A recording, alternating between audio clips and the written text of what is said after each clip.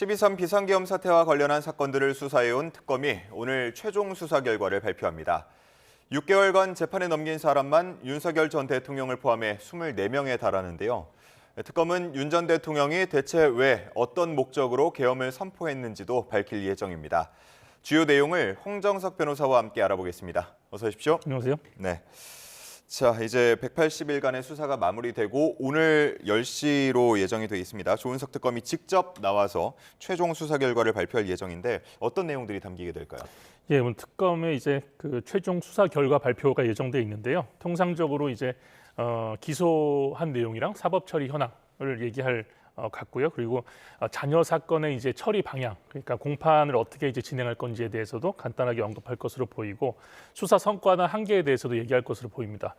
다만 무엇보다도 이제 시청자분들이나 국민들께서 가장 관심을 가지실 부분이 비상계엄의 선포 동기와 준비 과정을 특검이 직접 본인이 설명을 할 예정이고요. 여기에 이제 많은 시선이 집중돼 있는데 그 추가적으로 김건희 씨가 관여한 정황에 대해서도 특검이 직접 어떤 내용을 얘기할지에 대해서도 관심이 집중되고 있습니다. 예. 이제 잠시 후 한 3시간도 남지 않았는데 조금 뒤면 알 수 있을 것 같고요. 조은석 특검이 직접 나서게 되는데 처음에 임명됐을 당시에 사초를 쓰는 자세로 세심하게 살펴서 오로지 수사 논리에 따라 특별검사직을 수행하겠다라는 입장을 밝힌 바 있습니다. 이 입장은 어느 정도 달성이 됐다고 보시나요? 결론적으로 제가 볼 때는 한 60%에서 70% 정도 달성됐다고 봅니다. 예. 수사 기간도 이례적으로 굉장히 길었습니다. 거의 180일 됐는데요. 예전에 최순실 특검 당시에도 90일이었거든요. 수사 기간은 굉장히 충분히 길었다고 보이는데 성과와 약간의 아쉬운 점들이 공존한다 이렇게 보고 싶습니다. 일단 성과로는 최고 권력자를 재구속했다. 윤석열 전 대통령을 얘기하는 것이고요. 그다음에 이제 계엄의 구상에 대한 시기나 동기에 대한 윤곽이 제시가 됐고 거기에 대한 이제 의혹이 기소가 된 상태입니다. 그리고 마지막으로 성과 부분을 보자면은 이제 전직 대통령의 일반 이적 혐의를 최초로 기소했다 이렇게 보실 수 있을 것 같고요. 다만 한계적인 측면에서는 많이 말이 나오고 있지만은 주요 피의자들의 이제 신병 확보에 실패했다. 즉 구속영장에 대한 발부율이 굉장히 낮은 부분이 굉장히 아쉬운 부분으로 지적이 되고 있고요. 마지막으로는 외환 유치죄가 굉장히 초반부터 이슈가 많이 되지 않았습니까? 그런데 결국에 이 부분에 대해서 기소가 실패되고 일반 이적죄로 이제 기소한 부분에 대해서도 아무래도 아쉬움이 남는다 이렇게 평가하고 싶습니다. 예, 이 워낙 정치적 부담도 큰 사안이었기 때문에 출범 당시에 인력이나 예산 등으로 봐도 큰 규모로 편성이 됐었는데 수사의 독립성은 지켜졌다고 보시나요? 수사의 독립성 측면에 일단 특검의 이제 그 독립성 여부가 굉장히 중요했는데요. 조은석 특검이 아무래도 문재인 정권과 윤석열 정권에서 다 이제 핵심 요직에 있다가 마지막에 윤석열 정권에 대한 이제 항명 사태로 이제 사임을 하지 않았습니까? 따라서 이 부분에 대한 특검의 이제 공정성 부분은 어느 정도 독립성은 지켜졌다고 보이지만 다만 부정적으로 본다면은 아무래도 아까도 말씀드렸지만 이제 구속영장이 이제 줄 기각되면서 아무래도 정치적인 편향성이나 아니면 짜맞추기 수사다 이런 내용들이 많이 나온 부분들이 조금 아쉬운 부분이라고 볼 수 있겠습니다. 예. 계속해서 말씀을 해주시고 있는 것처럼 24명을 기소를 했는데 거의 절반 정도가 기각됐거든요. 46%. 일반 형사사건의 구속영장 기각률과 비교했을 때는 좀 높은 수치라고 볼 수가 있겠는데 전문가로서 어떻게 보십니까? 맞습니다. 특검의 보통의 구속영장 발부율은 굉장히 높거든요. 사실상 그래서 이번 특검은 구속영장 측면에서는 어느 정도 실패한 특검이다 이렇게 평가를 해도 무리가 없을 것 같습니다. 말씀하신 것처럼 통상적인 수사기관의 구속영장 발부율도 이렇게까지 낮지는 않거든요. 근데 이번 특검은 초반에는 사실은 분위기가 굉장히 좋았습니다. 아시다시피 윤석열 전 대통령도 다시 재구속을 시켰고 3주 만에 그 성과가 이루어지지 않았습니까? 예. 다만 그 이후에 발부된 구속영장이 적다는 것이 이제 아무래도 한계로 드러났는데요. 그러다 보니까 수사의 동력도 아무래도 떨어지고 여러 정치적인 이슈들의 한복판에 서서 아무래도 그런 오해들을 사는 경우들이 있었던 것 같습니다. 예. 자세한 내용은 잠시 후에 이제 발표를 통해서도 우리가 알 수 있겠습니다만 그동안의 특검 발표 그리고 언론 발표 등을 통해서 전해진 내용을 좀 요약을 해보도록 하겠습니다. 계엄 추진 과정에서 드러난 권력 구조 혹은 의사결정 라인 어느 정도 나왔습니까? 예, 지금 의사결정 구조 라인이 수사를 통해서 이제 밝혀진 게 이제 굉장히 국민들이 보시기에 좀 이해가 좀 어려운 부분들, 즉 아무래도 이런 중요한 비상 계엄을 하는 데 있어서는 절차와 요건이 엄격하게 지켜야 되지 않겠습니까? 그러면은 인력 구조도 아무래도 거기에 기반을 해야 되는데 제일 결정적으로는 대통령이 이러한 절차나 요건을 무시하고 국방부의 핵심 요직자 그리고 본인의 의중을 잘 알고 이행할 수 있는 소수의 군 장성과 이것을 은밀하게 도모했다는 것이 가장 문제점으로 보입니다. 다시 한번 말씀드리면 윤석열 전 대통령이 김용현 전 장관이나 여러 이제 장성들이랑 내밀하게, 은밀하게 합참이나 이런 의사결정 구조를 무시하고 실행했던 것이 가장 문제점으로 드러났고요. 예. 이런 것들이 특검 수사 과정에서 이런 메모지나 여러 증언을 통해서 밝혀지지 않았습니까? 따라서 이런 부분들에 대해서는 의사결정 구조가 우리가 알고 있는 그런 적법한 절차를 거치지 않았던 부분들이 충분히 드러났고 이 부분이 재판에서 이제 어느 정도 밝혀질지를 지켜보시면 될 것 같습니다. 예. 군 그리고 행정, 대통령실 라인이 어떻게 좀 연결이 돼 있는지 그 연결고리에 대한 부분도 명확해졌습니까? 예, 아까 앞서 말씀드렸다시피 이제 연결고리가 이제 여러 분야에 대해서 이제 밝혀지고 있는데요. 첫 번째는 대통령실과 군간의 직통 라인입니다. 아까 말씀드렸다시피 군과의 직통 라인은 절차와 이제 요건이 있지 않습니까? 그렇다면은 국방부에서 합참을 거쳐서 대통령실과 협의가 이루어져야 되는데 그 중간에 가장 중요한 의사 결정 라인인 합참이 배제된 부분이 이제 밝혀졌다는 것이 가장 큰 성과일 것이고요. 예. 그 다음에 행정 라인은 요식적으로 동원됐다는 부분에 대해서 집중해서 보시면 될 것 같습니다. 아시다시피 이 계엄의 정당성을 확보하기 위해서 국무회의를 진행을 해야 되는데 국무회의에 최소한의 인원을 확보하는 데 급급해서 여러 중요한 의견들을 다 놓치고 국무위원들의 의견이 제대로 반영되지 않은 부분이 지금 드러났지 않습니까? 이 부분에 행정적인 요식적 동원 연결이 있었다 이렇게 보시면 될 것 같고 마지막으로는 계엄 선포한 이후에 계엄이 이제 무산됐음에도 불구하고 이 대통령실 내부에서 문서를 은폐하고자 하는 그런 행위들이 밝혀졌습니다. 따라서 이 부분에 대해서도 여러 가지 정황들이 있어서 강희구 전 대통령 부속실장이나 그다음에 한덕수 전 총리나 이런 부분들에 대해서 이제 기소가 된 거지 않겠습니까? 그래서 이런 부분들에 대해서는 특검에서 어느 정도의 그런 인력 구조나 연결 고리가 밝혀졌다 이렇게 보시는 게 좋을 것 같습니다. 예. 계엄 선포의 목적과 관련해서도 상당히 주장들이 엇갈렸었는데 이 계엄 검토가 단순한 내부 논의가 아니라 실제 실행 단계에 가까웠다라는 정황도 파악이 된 게 있습니까? 맞습니다. 지금 내부 논의 수준이라고 이제 윤석열 전 대통령이나 이제 핵심 관계자들은 주장을 하고 있지 않습니까? 근데 이제까지 수사에서 나타난 내용들을 보면은 첫 번째는 최고 권력자의 은밀한 구상과 준비가 있었다. 오늘 특검이 이제 그 내용에 대해서 이제 발표를 할 예정인데요. 지금까지는 이제 작년에 계엄이 선포되기 전에 얼마 되지 않은 시기부터 이제 계엄이 논의됐다 이런 내용들이 나왔는데 지금 수사를 통해서 밝혀진 내용들과 언론에 나온 내용들을 보면은 이 구상 시점이 2023년 10월로 특정이 되고 있는 분위기입니다. 즉 노상원 전 사령관의 수첩 등의 내용을 보면은 계엄 준비가 최소한 2023년 10월부터 이루어진 것이 아니냐. 이 부분에 대해서 이제 내용이 이제 나오다 보니까 이것은 실행 단계에 이르는 것이다. 여기에 대한 이제 강력한 증거로 작용을 하고 있고요. 두 번째는 실행 직후에 실질적인 준비 행위가 있었다. 이 부분도 노상원 전 사령관의 수첩에 나오는데요. 첫 번째는 이제 비화폰이 지급이 됐다. 비화폰이 이제 도청 방지용 보안 전화인데요. 이 비화폰이 10대 정도가 지급을 준비했던 정황이 파악됐고요. 두 번째는 이제 재정적인 문제입니다.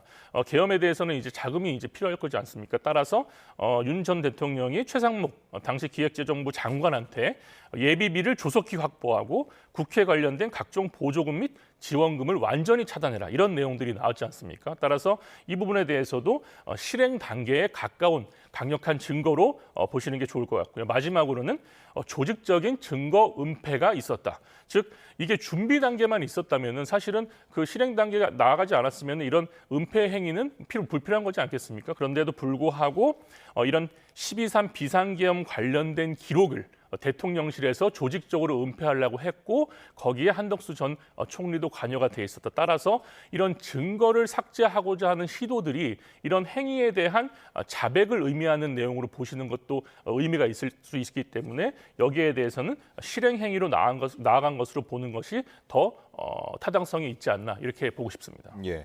이번 수사 과정 중간중간 브리핑도 있었는데 들으시면서 인상적이었거나 혹은 충격적이었던 부분이 있었다면요. 제일 큰 것은 이제 외환 혐의입니다. 저는 이제 법조인이기도 하지만 외환에 대해서는 사실 들어본 적이 없었거든요. 근데 이번에 최초로 이런 외환 혐의에 대한 의혹이 나왔고 결국에는 일반 의적죄로 기소가 되지 않았습니까? 그래서 이 부분이 가장 충격적인 것이 북한에 대한 이익을 주기 위해서 행위를 했다.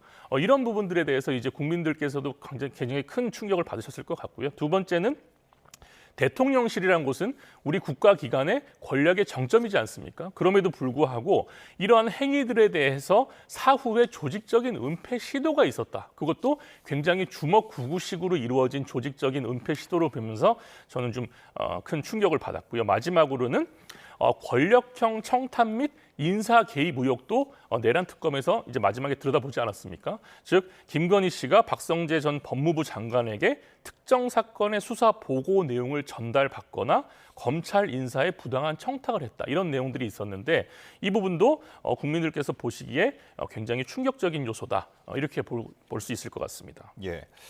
이번에 이제 최종 발표를 하고 나면 이후의 상황은 어떻게 되는 겁니까?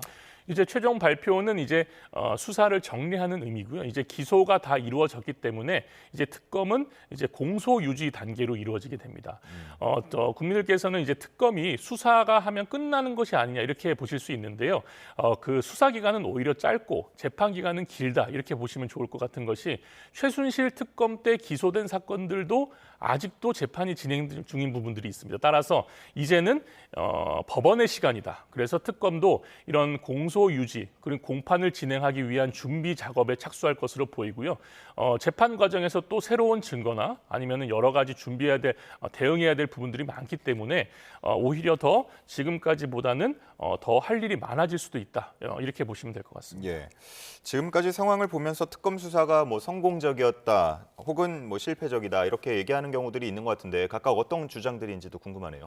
예, 첫 번째 이제 성공적인 측면을 보자면 윤석열 전 대통령 즉 최고 권력자를 대통령을 사법 심판대에 세웠다. 이게 가장 큰 성과로 보이고요. 두 번째는 이제 역사적인 기록 및 진실을 규명하기 위해서 어느 정도의 사실관계를 파악해서 재판에 넘긴 것도 큰 성과로 보는 그 시각들이 있는 것 같습니다. 다만 실패한 측면을 보자면은 반복해서 말씀드리지만 이런 주요한 피의자들에 대한 구속영장 기각률이 매우 높았다. 따라서 신병 확보에 실패해서 핵심 관계자들이 불구속 상태에서 재판을 진행하는 상태가 가장 큰 아쉬움으로 작용된다고 볼 수 있을 것 같고요. 두 번째는 외환 유치죄가 굉장히 이슈가 많이 됐음에도 불구하고 결론적으로는 기소에는 실패했다. 이 부분도 아쉬운 부분으로 남는다. 이렇게 보고 싶습니다. 그러면 최종적인 성공이냐 실패냐 하는 부분들은 이후 재판 과정에서 가려지게 될까요? 예, 재판 과정에서 이제 유무죄가 가려지지 않겠습니까? 그렇다 보면은 이제 지금까지 오해를 샀거나 아니면은 그런 의혹의 정점에 섰던 부분들에 대해서 어느 정도 사실관계나 이제 평가가 이루어지게 될 것이고요. 재판에서 이제 기소된 부분들이 유죄가 나온다면은 특검의 수사가 굉장히 타당하고 이런 독립성이나 공정성 부분에 대한 이제 오해가 불식될 것이고 만약에 유죄가 나오지 않고 무죄가 나오는 상황이 된다. 그럼 다시 한번 이 특검에 대한 그런 여러 가지 오해들이 나올 수 있을 것 같습니다. 예. 이제 가장 먼저 진행되는 게 내란 방조 혐의와 관련해서 1월 22일로 선고기일이 잡혔습니다. 한덕수 전 총리에 대한 판단이 나오게 될 텐데 굉장히 주목이 아무래도 많이 되겠죠. 예, 아무래도 이제 내란의 이제 혐의에 대한 이제 첫 번째 선고가 나온 그 상황이기 때문에요. 그 부분에 대한 이제 결론에 따라서 향후에 다른 재판들에 영향을 미칠 수도 있기 때문에 관심이 굉장히 쏠리는 부분이고 그리고 말씀드렸다시피 구속 영장 단계에서 법원에서는 굉장히 다툼의 여지가 있다는 부분에 주목을 해서 도주의 우려나 증거 인멸이 아닌 이 부분에 주목을 해서 구속영장을 한덕수 전 총리에 대해서 기각시키지 않았습니까? 따라서 법원에서는 이런 다툼의 여지가 있는 부분에 대해서 추가적인 수사나 재판 과정에서 어느 정도 입증이 되느냐에 따라서 유무죄가 갈릴 것이기 때문에 말씀하신 것처럼 이 부분에 대한 결론이 어떻게 나오느냐에 따라서 향후 재판에도 큰 영향을 미치게 될 것 같습니다. 예. 자, 이제 뭐 3대 특검이 차례대로 마무리가 되고 있는데 특검 제도는 구조적으로 부족하다라는 지적들도 나오고 있습니다. 여기에 동의하시는지 궁금하네요. 저는 전적으로 동의하지는 않습니다. 왜냐하면 수사라는 것이 아무래도 정치적인 이슈가 관여돼 있다 보면은 기존의 검찰이나 경찰 수사기관에서는 아무래도 수사에 한계가 있습니다. 권력의 최정점에 있는 사람이나 그다음에 국무위원이나 현직 국회의원들 같은 경우에는 수사기관에서 수사를 하기가 굉장히 부담스러운 경우가 많거든요. 그것을 타파하기 위한 제도가 특검이고 특검에서는 그런 정치적인 요소들을 좀 배제하고 수사를 할 수 있다는 측면에서는 분명히 의미가 있는 제도라고 보입니다. 다만 특검 임명 과정에서 항상 말들이 많이 나오는데요.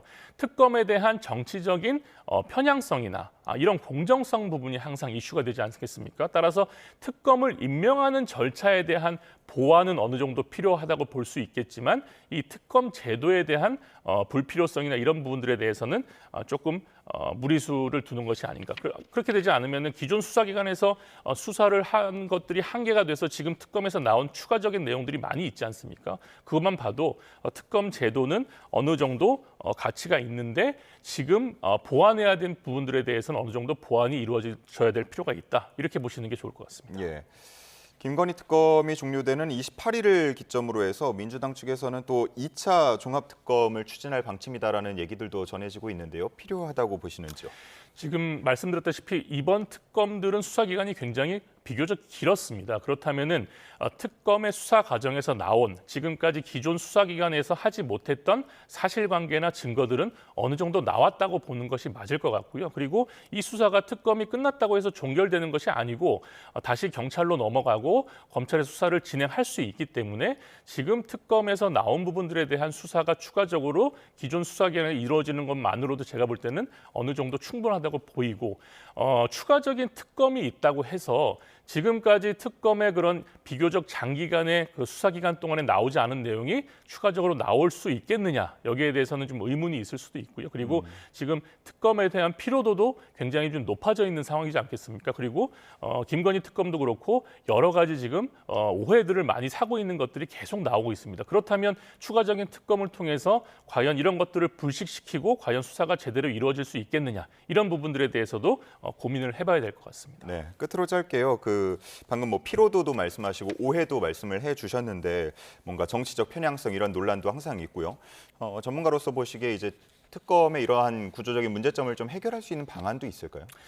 특검의 문제점을 해결하기 위한 방안은 아까도 말씀드렸다시피 결국에 모두를 만족시키는 제도는 만들기가 어렵습니다. 다만 기존의 제도에서 약간 부족한 점이 있는 부분들이 보완되는 것이 실행되어야 되는데 다시 말씀드리지만 특검이란 제도는 기존의 수사기관들이 부담을 가지고 수사를 하지 못했던 부분들에 대해서 수사를 할 수 있는 그러한 기관이라고 본다면 지금까지 정치적 편향성이 나오는 부분들 그런 요소들이 어느 부분들인지를 파악한 이후에 그 부분들의 보완 요소를 만드는 것이 중요하지 이 제도가 그냥 전체적으로 잘못됐다 이렇게 보는 시각은 좀 무리가 있는 것 같습니다. 네.